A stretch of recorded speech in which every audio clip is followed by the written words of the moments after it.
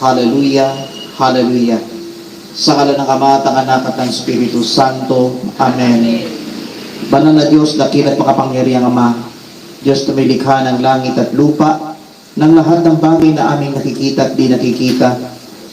Ikaw ang Diyos ni Abraham, Isaac at Jacob. Muli po sa mga oras na ito, patuloy ka namin pinupuring, niluluwalhati, nadakila at sinasamba sa Espiritu at sa katotohanan. Taos puso po kami nagpapasalamat sa iyong walang tigil na katapatan at kabutihan sa aming lahat, upang kami po ay handang matutong lumakad sa iyong kabanalan at katwiran. Lobin mo nawa na kami po ay inyong samahan. Muli po yan natin mapagpagpagimalang kamay. Abutin ang lahat ng aming pangangailangan.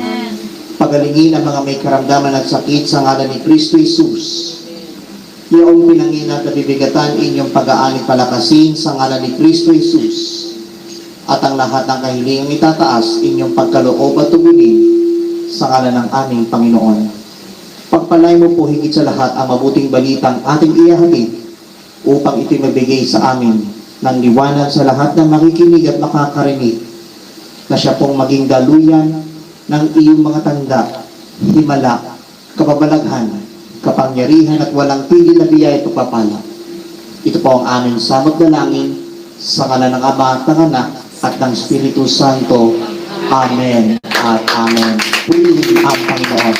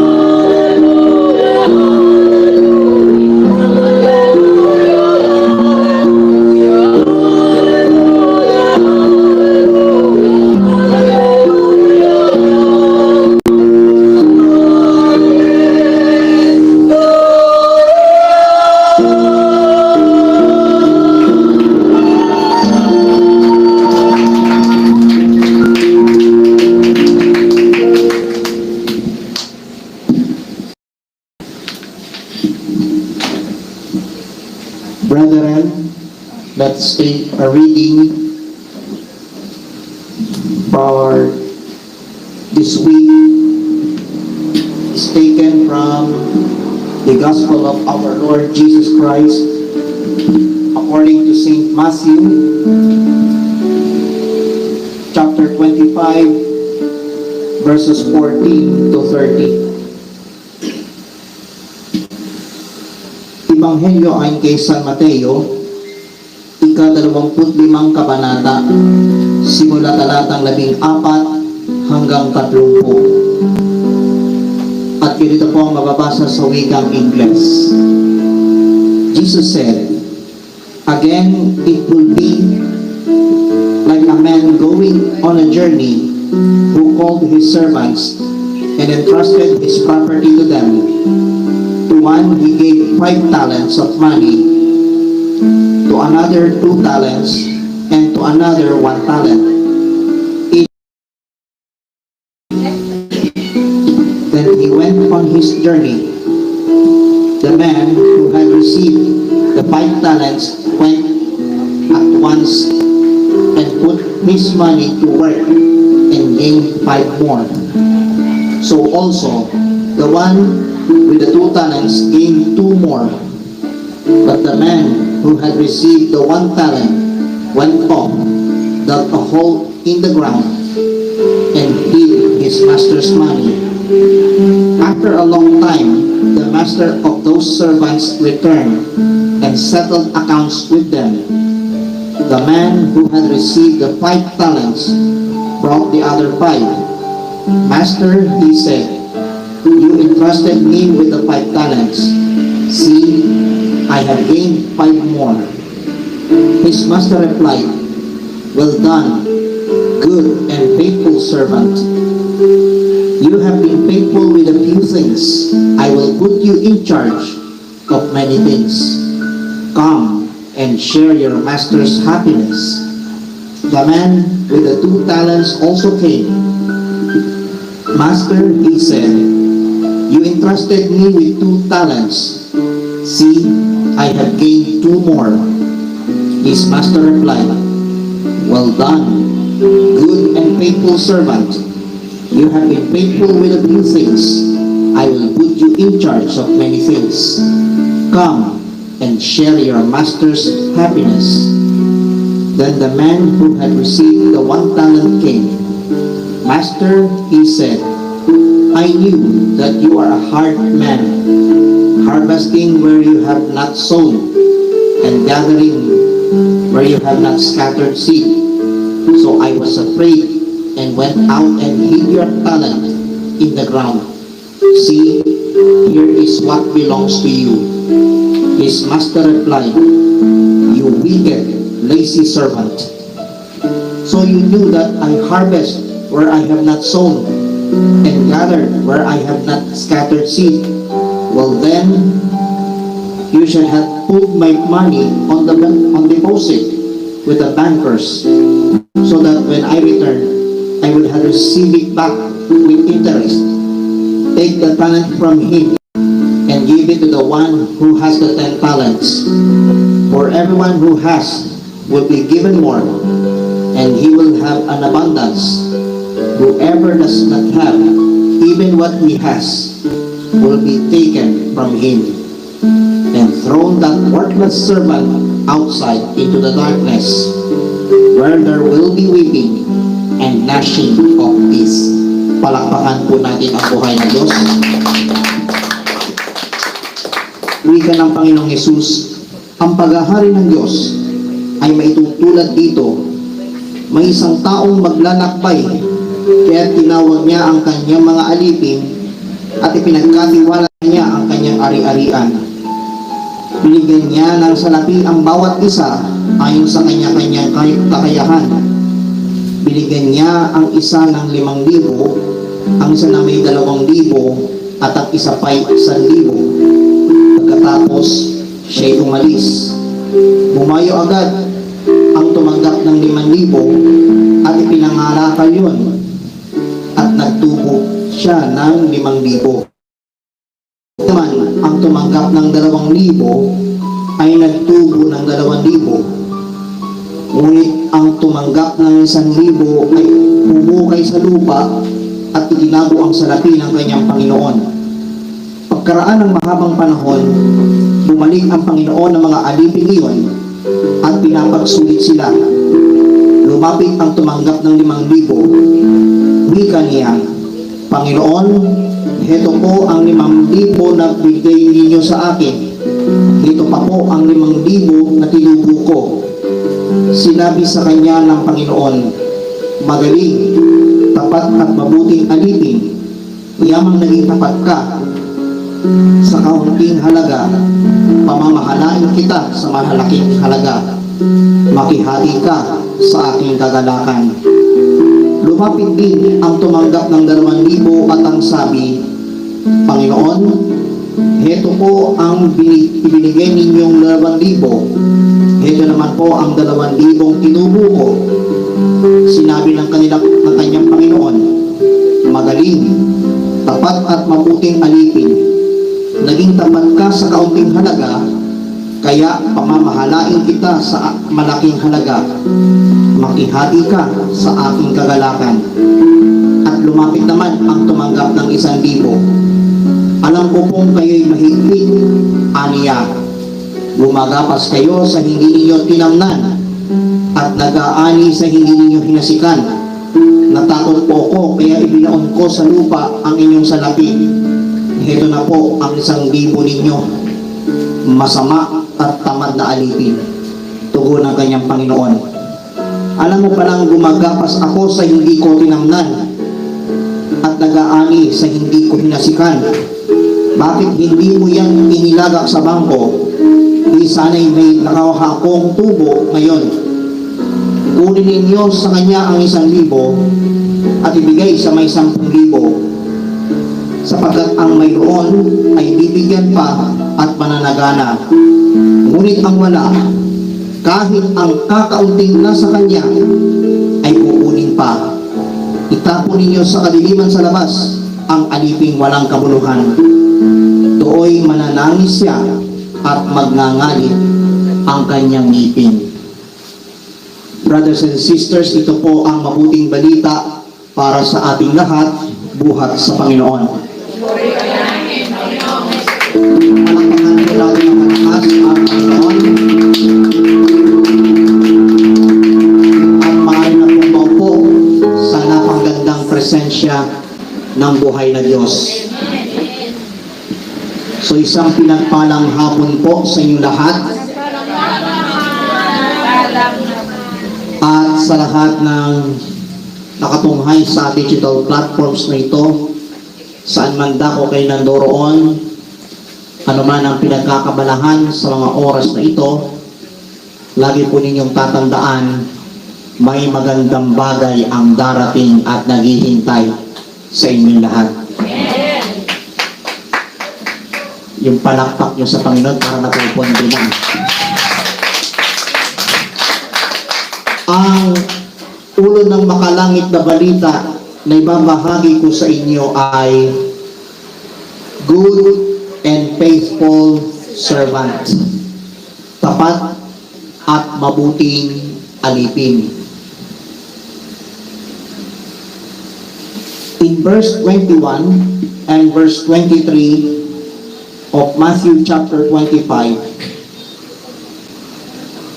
ito ang binanggit ng Panginoon sa pamamagitan ng talinghaga. His master replied, well done, good and faithful servant. You have been faithful with a few things. I will put you in charge of many things. Come and share your master's happiness. Magaling, tapat at mabuting alipin.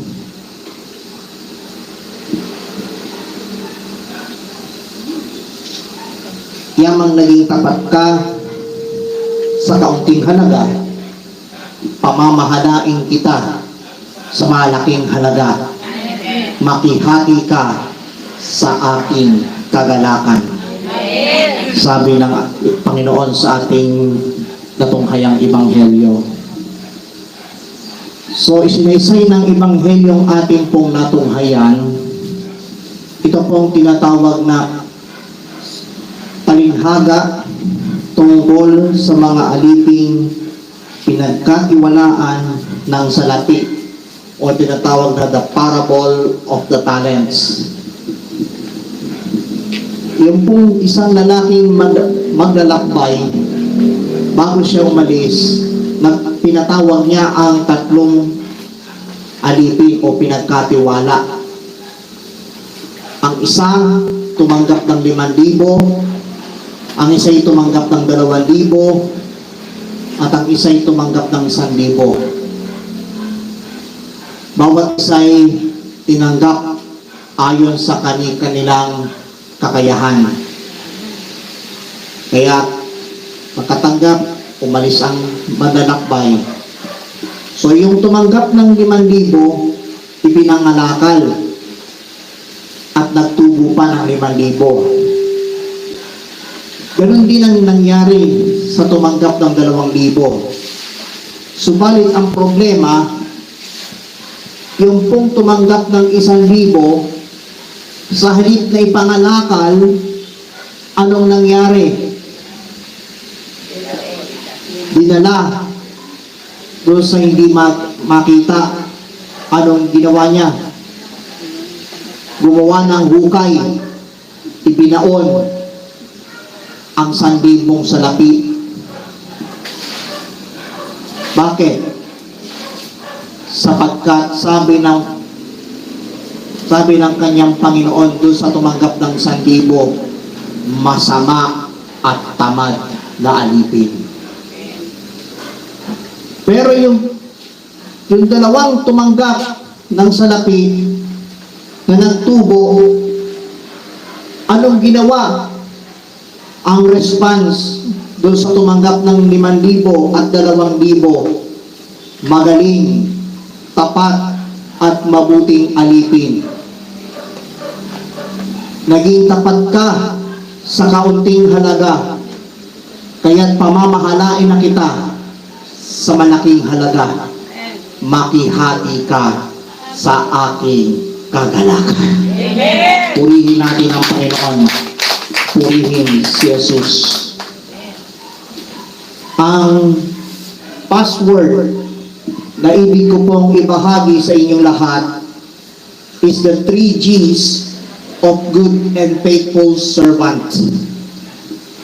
3 G ng good and faithful servant.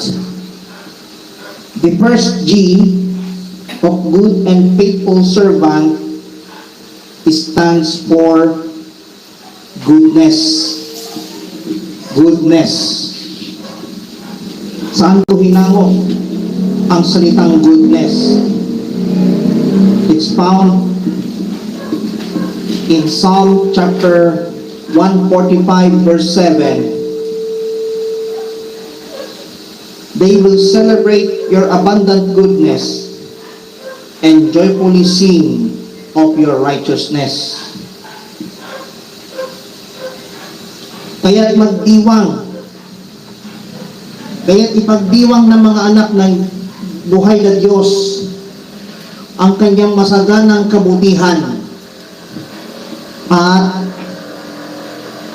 buong kagalakang awitin ang kanyang katwiran. Kaya papalad tayo, despite na tayo inabot ng ambon, na dinakasan pa ng ulan, ipagdiwang ang kanyang abundant goodness. Ipagdiwang ang kanyang masaganang kabutihan. At buong kagalakan nating awitin ang katwiran ng buhay, banal at makapangyarihang Diyos. At di lang yun. Kung mayroon kayong 2 participants na magjo-join sa 2 series ng CLSS this Friday and next Friday, November 17 and November 24, sa worship area sa 4th floor ng Queensway Commercial Center Building sa 118 Amorsolo Street, Legazpi Village, Makati City. At siya, sa dalawang biyernes na series ng CLSS, may magandang bagay ang darating at naghihintay sa bawat isa. Amen? Kaya, buong kagalakan natin awitin ang kanyang katwiran at ating ipagdiwang ang kanyang masaganang kabutihan. Amen. Amen. Amen po ba? Amen. Palakpakan natin ang Panginoon. Ika nga ng awitin, all my life, you have been faithful. All my life, you have been so, so good. In every breath that I have grateful, I will sing for the goodness of God. Amen. Purihin natin ang Panginoon. Mabuting hindi ko kantahin kasi pag kinanta ko po, baka makopyright ako ni YouTube. Kaya mabuting wag po nalang kantahin. Kaysa naman kantahin ko pa tapos kahit naka-disclaimer na no copyright infringement, maka-copyright strike ulit. Diba? So that's the first G of good and faithful servant. Goodness. The second G of good and faithful servant stands for greatness. Greatness. Saan ko hinango ang salitang greatness? Psalm 145 verse 3. Anong sabi? Great is the Lord and most worthy of praise. His greatness no one can fathom. Dakila ang Diyos na karapat-dapat na papurihan sa kanyang kabutihan hindi magmamaliw. Amen? Amen. Amen po ba? Amen. Ang kadakilaan ng Diyos ang siyang patuloy na sumasangbi ay patuloy nating ihahayag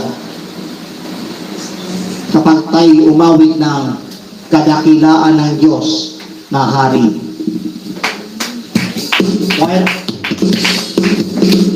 Ay,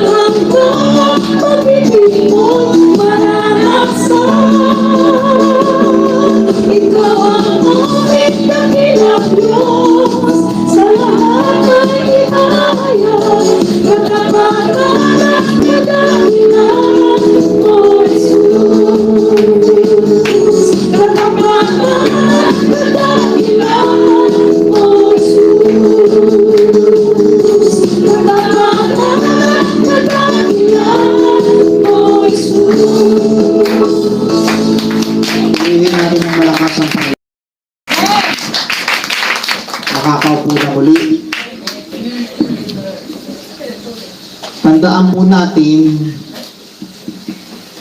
ang sinabi ng Psalm 145 verse 3, Great is the Lord and most worthy of praise. His greatness no one can fathom. Dakila ang ating Diyos, karapat dapat siyang papurihan. Sa kanyang kadakilaan, hindi magmamaliw. Amen. Whether you like to accept it or not, dakila ang ating Diyos at siya'y karapat dapat na papurihan ng may kadakilaan. Purihin natin ang Diyos sa buhay. Kaya bato-bato sa langit ang tamaan po ng minang ito, wag po sa atin magniniwi at magninit-nit. Amen po ba? Amen. At saan man dako tayo dalhin ang mabuting balita tungkol sa pagiging mabuti at tapat na lingkod o alipin, pamamahalain tayo sa malaking kagalakan na galing sa Diyos. Amen? So, tandaan po natin, first G stands for, second G stands for, and the third G of good and faithful servant stands for godliness, kabanalan o pagkamakadiyos. Where am I found it? It's found in 1 Timothy chapter 4 verse 8. Anong sabi nito? For physical training is of some value, but godliness has value for all things, holding promise for both the present life and the life to come. Amen? Maliwanag ng sinabi ng sulat ni San Pablo Apostol sa mga sulat ni Apostol San Pablo kay Timoteo. Ang sabi ni San Pablo Apostol sa unang sulat,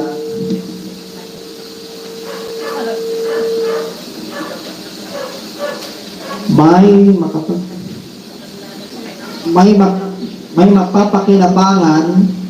mapapakinabang sa pagsasanay ng katawan, ngunit higit ang pakinabang sa pagsasanay sa kabanalan, sapagkat may pangako hindi lamang sa buhay na ito, kundi maging sa buhay na darating. Amen. Amen. Kaya, ang ibig sabihin, ang sinasabi ni San Pablo Apostol, hindi lamang sa buhay na ito, sa kasalukuyan,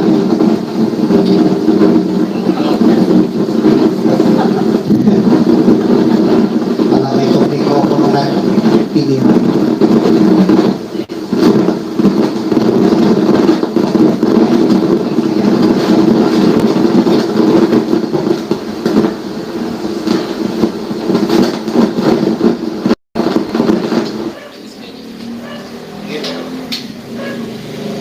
Kaya,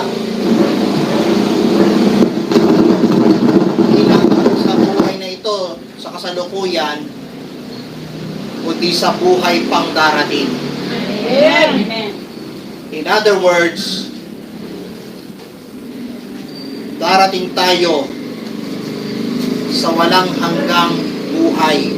At yan ay ang buhay na galing sa buhay, banal at makapangyarihan.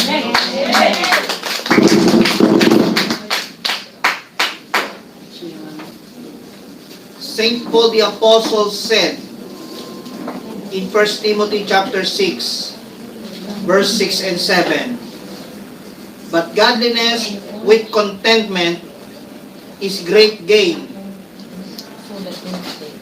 For we brought nothing into the world, and we can take nothing out of it."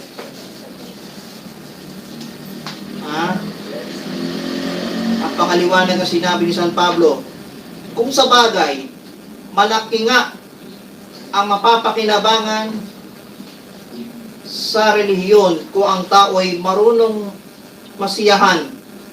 Wala tayong dalang anuman sa sanlibutan at wala rin tayong madadala pag alis dito. In other words, ang pagkabanalan ay may kasiyahan. Kaya nasanay tayo sa magtiyagang pumunta kahit umulan, kahit umaraw, kahit lumalakas ang nginha.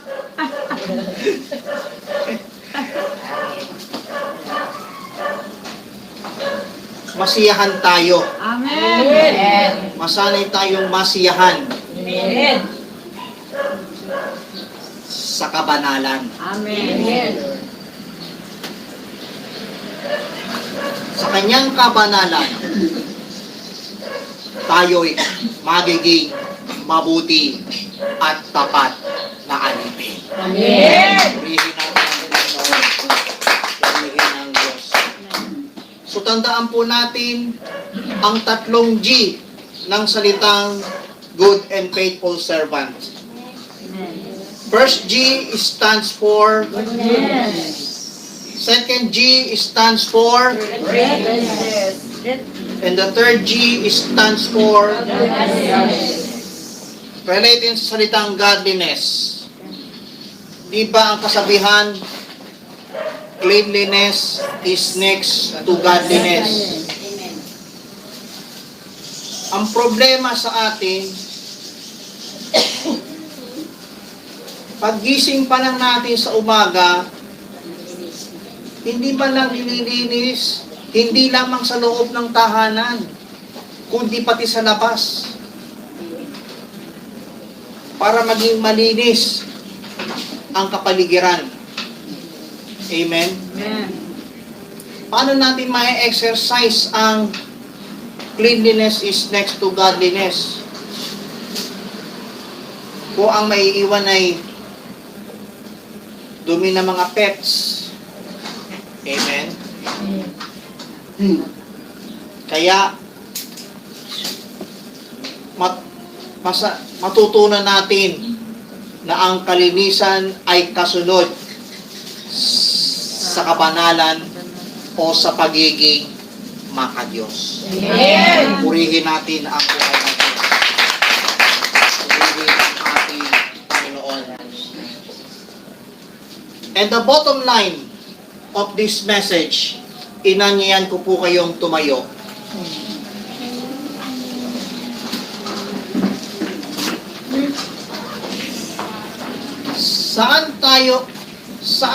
Saan gusto niyo mapabilang?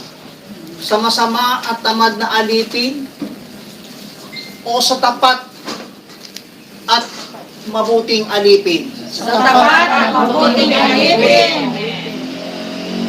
Kung ang pinili niyo ay maging mabuti at tapat na alipin, remember this, sa Panginoon tayo magtiwala. Amen.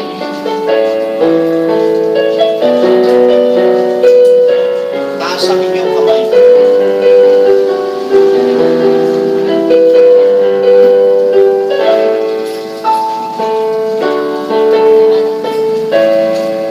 Sa Panginoon Jesus, ako'y magtiwala sa biyaya niya. Ako'y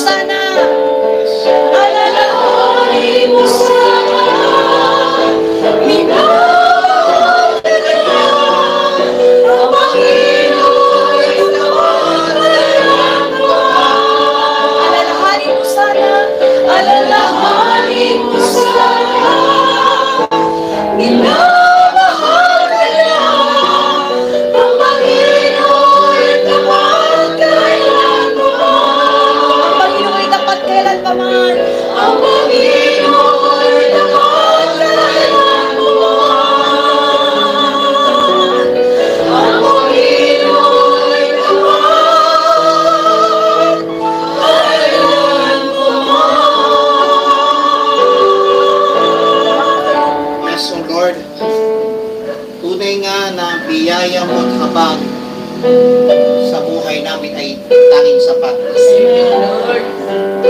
Kung paano mo sinabi sa tumanggap ng 5,000 at 2,000